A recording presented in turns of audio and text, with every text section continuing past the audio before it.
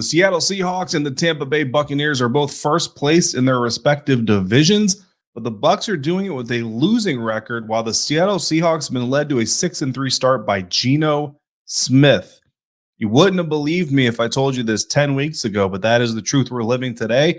And today, Corbin Smith and I break down this weekend's matchup between the Seahawks and Bucs on a crossover Thursday episode right here on the Locked On Bucs podcast. Let's go. You are Locked On Buccaneers, your daily Tampa Bay Buccaneers podcast, part of the Locked On Podcast Network, your team every day.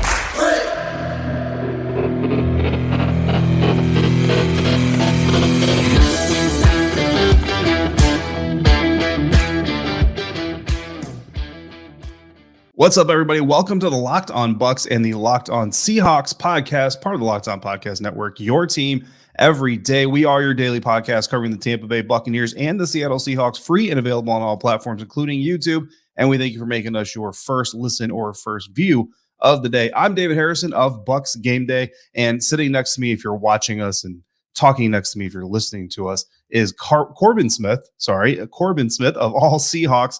Both sites, part of Sports Illustrated's Fan Nation family of sites. And of course, you can find Corbin on Twitter at Corbin Smith NFL, and you can find me at DHarrison82. This crossover Thursday episode is presented by Prize Picks. Prize Picks is fun, easy to play, and there's no competing against know-it-all fantasy pros. It's just you versus the projections. Pick 2 to 5 players, predict how they'll perform against their projections, and you're all set. Get it right and win up to 10 times your money per entry. We love Prize Picks, and you will too. First-time users, you get a 100% deposit match using the promo code Locked On Corbin. For the National Football League, the biggest story of this matchup is the first regular season game, first official game held in Germany for the NFL, and just part of their kind of overseas expansion. We've seen games in a multitude of countries, but regular season is a little bit of a newer thing. Just spoke to Mike Alstott, actually, former Tampa Bay Buccaneers player, legend of the team, and he recalled playing a preseason game in Japan. But this is regular season. The win or loss counts. It's not a vacation. It is a business trip. But for the Seahawks, what is the biggest storyline coming into this matchup?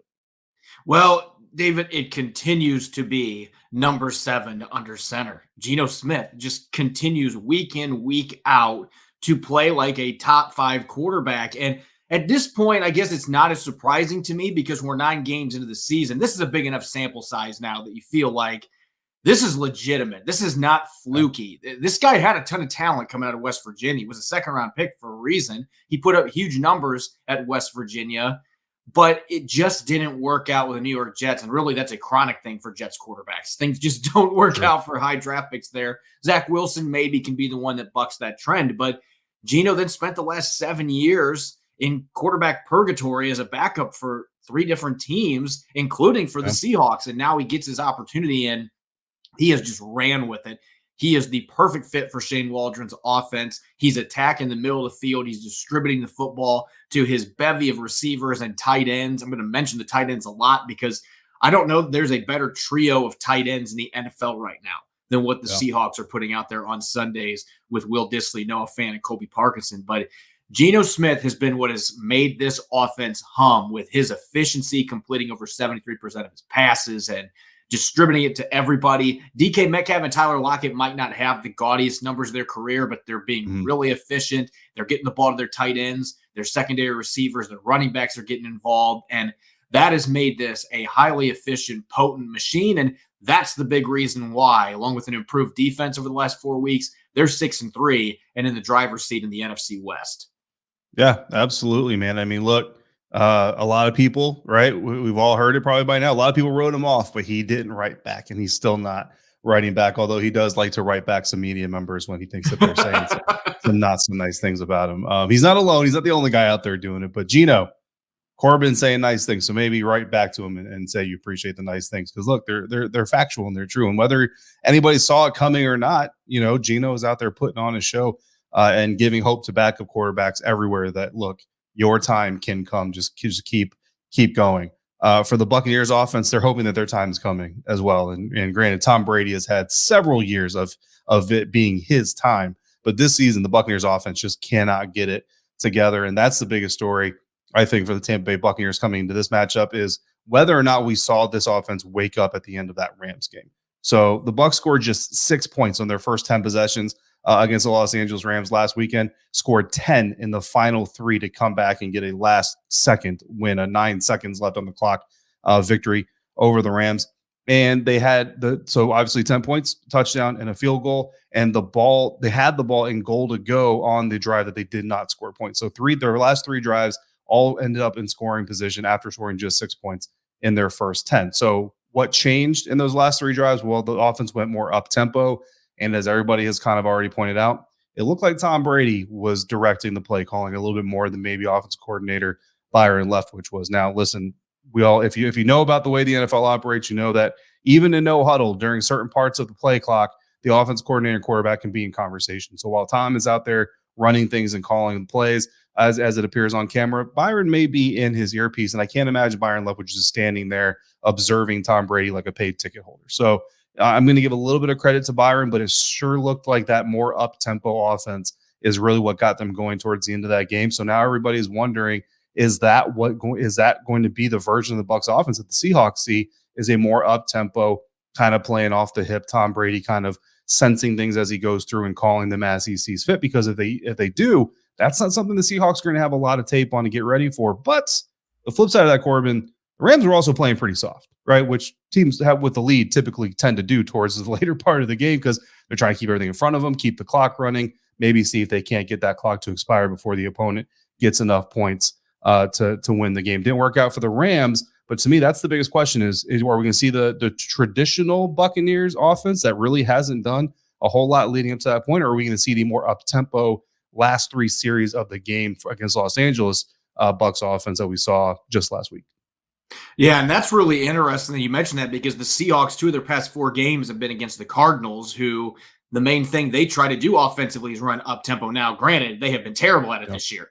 There's a reason that they're 3-6 now in a season. They have not been able to consistently run that style of offense. Tom Brady is on another level compared to Kyler Murray. Murray's a talented player, but doesn't have near the resume, obviously, and there's questions about coaching there. So the Seahawks, from that perspective, they've had plenty of experience playing teams that have gone up-tempo against them, and they've done it fairly well, especially the last 4 games where they have been much more aggressive defensively. And that doesn't necessarily mean they're blitzing more because that's not what's happening, but their defensive linemen are 1-gapping now instead of doing a bunch of read and react 2-gapping, and that was a better fit for the players that they have. They have a lot of really athletic defensive tackles that are better as penetrators than read and react players. That is letting the entire rest of the defense play more aggressive, and they're giving up less than 13 points per game on defense the last 4 games. They've won all 4 of those games. So really going into aggressive mode and playing more of an aggressive style from the front to the back has really paid dividends. Now the question is, are we going to be able to play like that against somebody like Tom Brady that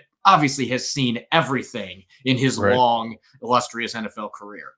Yeah, I mean, look, you talk about playing aggressive. I mean, I've always had the mindset I'd rather go down fighting than going down backing up and backpedaling. You know what I mean? So that's just kind of the way that I like to do things. Raheem Morris apparently and Sean McVay have a different idea of how to play late game defense, but it is what it is. You mentioned the Seahawks tight ends and weapons that Geno Smith has been having help him. I also wonder if that up-tempo pace kind of helped those Buccaneers weapons and receivers kind of have Tom Brady's back a little bit better, because early in the game, you had some uncharacteristic drops that really didn't help out their quarterback. And fortunately for me, Corbin, I know you're a recent newlywed, so welcome to the club. I have been married for quite a while. With my 20th wedding anniversary just 6 months away, I'm super happy that Blue Nile has my back the way the Seahawks tight ends have had Geno Smith's back, because I got to make sure I get exactly what I need to show my wife how grateful I am for her putting up with my crap for 2 decades so far.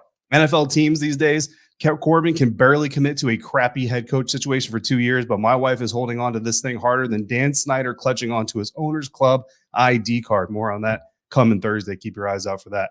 And Blue Nile can help you make your celebration or proposal all the more memorable as well. They have a large selection of independently graded diamonds priced significantly below traditional retailers and offer easy-to-use online tools that let you choose the diamond shape, size, and clarity, as well as the setting. If none of those words made any sense to you, then they also have jewelry experts available 24/7 via phone or chat to help you get exactly what you need. So shop stress-free with Blue Nile's 100% satisfaction guarantee, because all Blue Nile orders are insured and shipped for free in discreet packaging.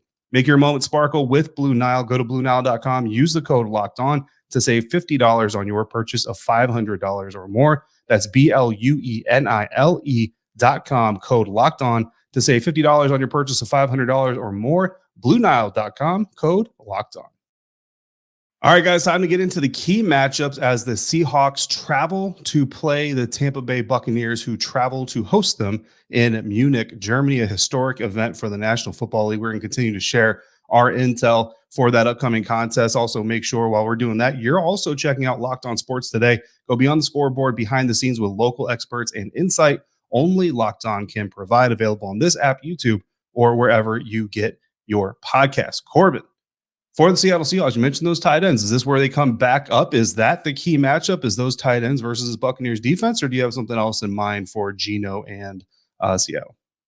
I'm going to go away from the skill positions because going into this game, my biggest concern, both figuratively and literally, is trying to block Vita Vea in the middle. And Austin Blythe has been a solid upgrade at center for Seattle over former starter Ethan Posick. I think he's done a really nice job. The communication has really been upped compared to previous seasons. They've got two right guards that are rotating in that both are starter caliber players. And Damian Lewis is playing some of the best football of his career the last couple of weeks. So that interior line has been playing much better, but they seem to have more trouble with bigger bodied defensive tackles that are also athletic and disruptive. And Vita Vea checks off every single one of those boxes, not just as a run stuffer. He's leading the Buccaneers with 6.5 sacks. And so I think that is a concern for the Seahawks team. Geno Smith has been able to get the football out fairly quickly. He's done a good job of navigating the pocket. But if there has been one thing that's been a problem occasionally, it has been interior pressure. And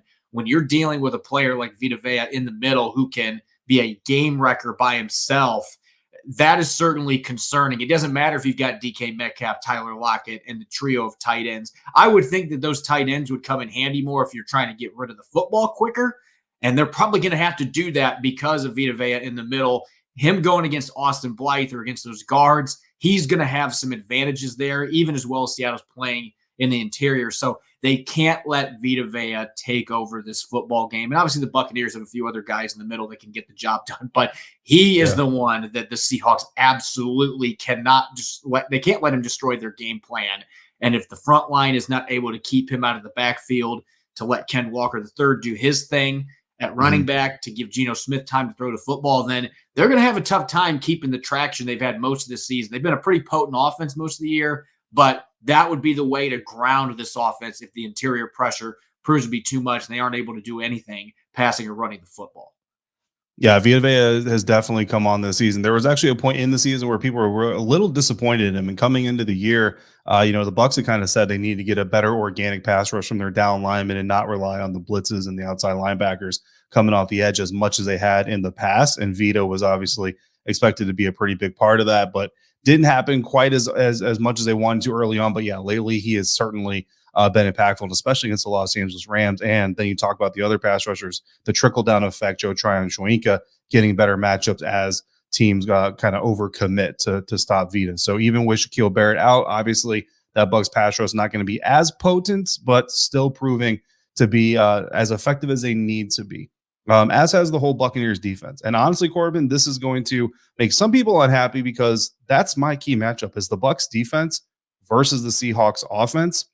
And I'm going the whole unit. And I know that's not very specific, and we like to get specific on here, but look, more what I'm building off of is the main storyline, right? Because what happens, NFL fans, you've been watching this game for a very long time. What happens when a struggling offense finally gets it together? Sometimes it's within a game and it's a drive or two. Sometimes it's in a season.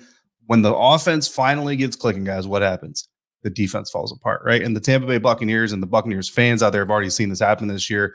The Buccaneers scored the most points they scored all season against Kansas City Chiefs. Well, the Buccaneers defense also gave up the most points they've given up that season or this season, and the Kansas City Chiefs still came away with the win. So I'm worried that, if we have seen a kind of an awakening from Tom Brady and the Buccaneers offense, like Mike Allstott asserts that we probably have, are we also going to see the one-off, and I guess it would be a two-off for this season, egg from the Buccaneers defense? And it's not just because the Bucs defense, because Corbin, the Seahawks fans know this, but Bucs fans might be surprised to find out that Seattle is top 10 in rushing yards, passing yards, total yards per play, has one of the lowest interception percentages as an offense, is top 5 on third down, and is scoring touchdowns at an 85% clip in goal to go situations. Oh, by the way, 4th in the NFL in scoring. That's what the Buccaneers defense is up against this week. So not only is it just kind of the NFL football gods playing games with people of, oh, your offense wants to wake up while your defense is going to fall asleep, but also this Seattle Seahawks offense is legit. And again, this isn't a week or two in. This is midway through. Like, we're halfway through the season. This is an offense that's absolutely ready to fight. Yeah, I think when you look from the other side of the equation, when the Seahawks are on defense, I mean, there's a number of intriguing matchups here. And I know that the offense for the Buccaneers has not been able to get going up until the end of last week. And there have been a number of games where they just haven't been able to get many points on the board. But Mike Evans, Chris Godwin, Julio Jones, if he's able to play, obviously was held out today in practice, but had rest listed there. But that trio of receivers and getting Cameron Brate back as well, getting those players out there against Seattle's secondary, to me, is the matchup to watch. And I especially want to see, it was just like last week, DeAndre Hopkins going up against rookie sensation Tariq Woolen, and Woolen did not allow a single reception when he was targeted defending Hopkins. He did give up a touchdown to Zach Ertz. That was late in the game. Kind of a tough play. He was put on an island. But, I mean, he shut down Nuke Hopkins, and really, Kyler Murray very rarely even attempted to test him. That's the point we've reached with Tariq Woolen. When you have 4 interceptions in 4 games, teams stop throwing the ball your direction. And he almost picked off Murray on the only throw he attempted when he was against Hopkins. So will he be able to have that kind of success going against Mike Evans, who's got a little bit different skill set, a little bit bigger bodied receiver, obviously, than DeAndre Hopkins is? But he can be going against a 6'4" corner that runs in the 4.2s. And he has taken those physical and athletic tools, and he has turned into a shutdown corner right in front of everybody's eyes as a rookie. I thought it was going to take him a lot of time to develop. Turns out that was not the case. They've been able to take those traits and his effort, his work ethic, and they turned him into a really good player. But this is going to be a test for him dealing with Mike Evans. On the other side, Mike Jackson, he's kind of making a name for himself. There's been running jokes linking him to the singer, but this guy's a pretty good corner. He's a pretty good football player in his own right. And him going against Chris Godwin on the outside or Julio Jones, that's another really fun matchup. So really, those are the ones that I would single out, the corners against the receivers, because I think that's turning into a real strength for the Seahawks. And obviously, Tampa Bay's got a lot of talent out there, even if it hasn't translated to a lot of points this season. Absolutely. Tariq Woolen, man, I mean, he was one of the favorite guys at the Senior Bowl this last year. And I remember there was a stretch there during the practices where I was sitting next to Eric Crocker, Locked On NFL Draft, Locked On 49ers, former NFL cornerback, by the way. And I'm just sitting there and every time I saw him do a rep, I'm like, hey, Eric, this is what I just saw on Tariq. Did I see that right? And he's giving me tips and coaching me up on how to evaluate corners. But man, I love that dude out there and wanted the Buccaneers. I'm very happy with Zion McCollum. I think Zion's got a very bright future for the Buccaneers as well, but definitely wanted to see Tariq Woolen wearing one of the uniforms that I cover, but super happy to hear him getting all kinds of love on a weekly basis, not just on your show, but on national shows as well. So very happy for him. But look, real quick, I'm looking at the Buccaneers rushing attack against the Seahawks defense, because if the Bucs offense is going to fully wake up, that rushing attack's got to do it. Right now, the Bucs are 32nd in rushing, but the Seahawks defense, 27th in rushing yards per game, 25th in yards per play. So perhaps this is an opportunity to try to get those things going. Rachaad White did a little bit last week. Keyshawn Vaughn got his first action really of the season. Leonard Fournette, not too happy about getting, I don't want to say benched, but not getting a whole lot of action towards the later part of the first half last week. But you know what? James Yarcho, my co-host, pointed out that angry Lenny sometimes is the best Lenny. Yeah, I think that's an intriguing matchup in itself with Seattle's front line. The last 4 games, they've had some issues with Kyler Murray breaking off some big runs, but you take those out of the equation, the run defense has taken a complete 180 in the last 4 games. And that's kind of been what has spearheaded their turnaround as a whole on the defensive side of the football. They've really been shutting down running backs the last 4 games after the first 5 games, getting gashed by teams. And maybe he's going to be one of those something's got to give type propositions. You know, the Seahawks still don't rank well, as you mentioned, in run defense, but they've been playing much better. Tampa Bay is yet to have that breakout game, and they're looking for it. And that's going to be key for them to be able to move the ball and score points against this much improved Seahawks defense. A lot to look at. And if you guys out there think that you know what's going to happen, perhaps you're going to agree with us. We're going to tell you what we think is going to happen here in a second, but you can turn your opinions and your expertise into cold hard cash with our friends at BetOnline. BetOnline.net is your number one source for sports betting info, stats, news, and analysis. Get all your latest odds and trends for every professional and amateur league out there, from football to basketball to soccer and esports. They've got it all at BetOnline.net. As of November 8th, Seattle Seahawks quarterback Geno Smith, 20-1 odds to be the NFL's MVP, while Tom Brady is sitting at 100-1 odds to be the MVP. And Aaron Rodgers, the back-to-back MVP coming this season, well, save your money. That's not going very well. And if you love sports podcasts just like these, you can find those at BetOnline as well. Always the fastest and easiest way to get your betting fix. Head to the website today or use your mobile device to learn more at BetOnline, where the game starts. Prediction time here on this crossover Thursday episode. Locked on Seahawks, Locked on Bucs.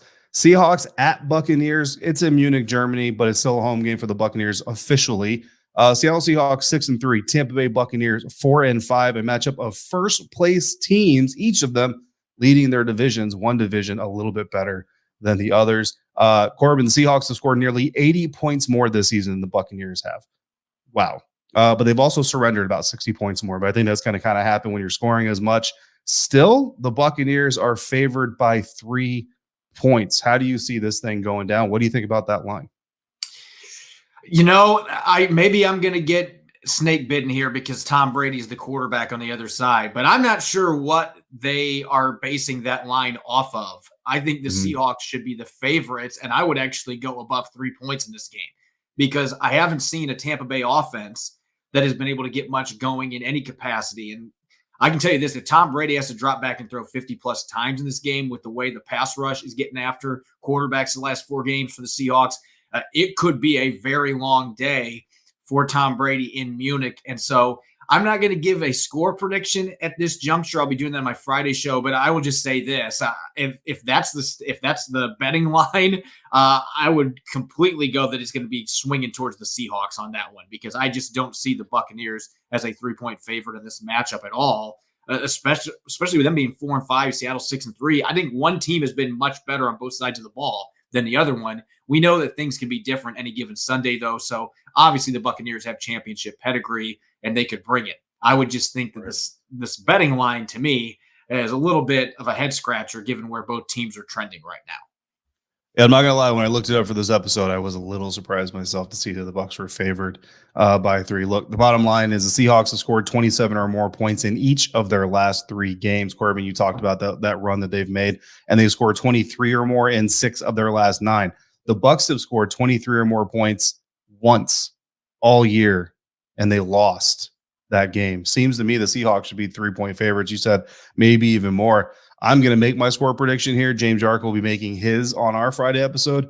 I'm going the other way. I think 23 points is kind of the floor for the Seahawks, maybe even the ceiling for the Bucs.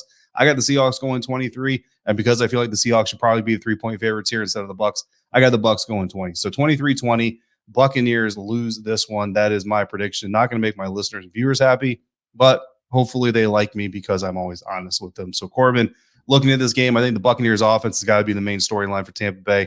Whether or not there was an awakening there at the end of the Los Angeles Rams game, or if we're just going to see more of what we've seen all season long, going up against a very tough Seattle Seahawks team. And then that Bucs defense versus that Seahawks offense, not just because this is the perfect time for a collapse, but also because that Seahawks offense is very good in their own right. I feel like people keep saying that the Seahawks offense is very good in their own right, but I feel like they deserve the right to not have that kind of qualifier there at the end be added on. So it's kind of a weird situation. Then again, like I said just a minute ago, I think the Bucs lose this game right now, 23-20 to the Seahawks. Until I see the awakening, I just can't get on board with saying that is the moment. I feel like when we try to predict the turning point in a championship season or championship caliber season, that we struggle at. I think it's always hindsight that you see those things. So the fact that everybody's kind of going, aha, that's going to be the turning point, means it's probably not going to be the turning point. Well, I can tell you Seahawks fans are hoping that is the case and that it doesn't end up being that turning point. But, as I mentioned earlier, I think this game boils down to 2 things for the Seahawks. Can they limit those explosive plays to the receiving talent that the Buccaneers have? Can the secondary continue to do a good job taking away those explosives? Because that's really been key these last 4 weeks with their defense playing the way they are. They've given up a few big plays, but they've really cut down on those compared to the first 5 games of the season, both run and pass defense wise.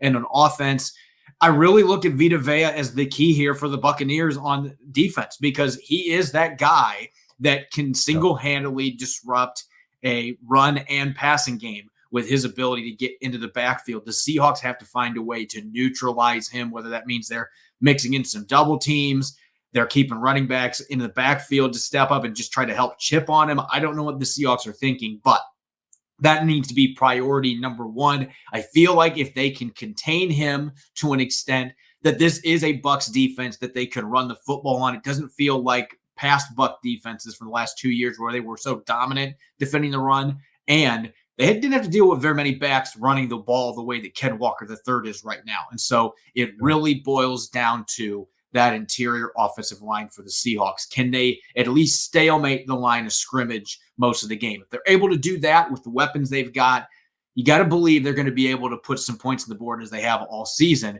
But if you don't stop the big fella in the middle, you might have your toughest game that you've had to this point and not really be able to get any traction going on a run game or passing game. Yeah, absolutely. So there you have it. Seahawks fans, Bucs fans.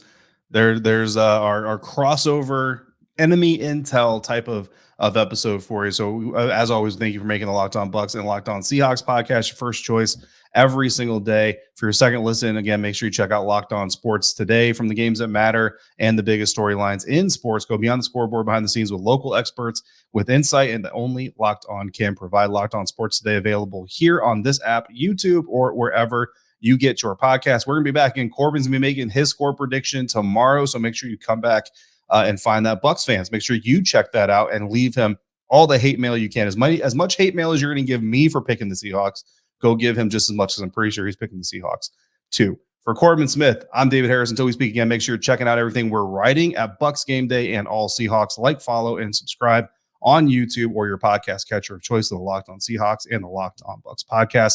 And of course, follow us both on Twitter. Corbin's at Corbin Smith NFL. I am at D Harrison 82. If you're out and about, please be safe, be kind to one another, enjoy the game. Thank you for joining us on this crossover Thursday episode on the Locked On Podcast Network, your team every day.